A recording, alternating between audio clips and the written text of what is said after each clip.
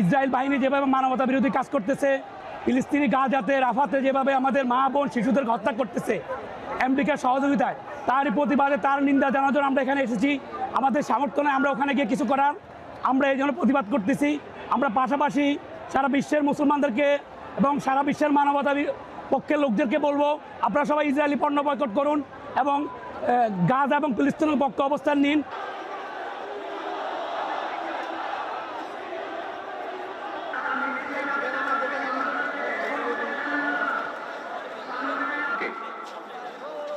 মুফতি মিজানুর রহমান সাঈদ হাফিজাহুল্লাহকে মঞ্চে আসার জন্য বিনীতভাবে আহ্বান করছি। সকলে যারা এসেছেন, আমাদের সকলে আজকের এই সমাবেশ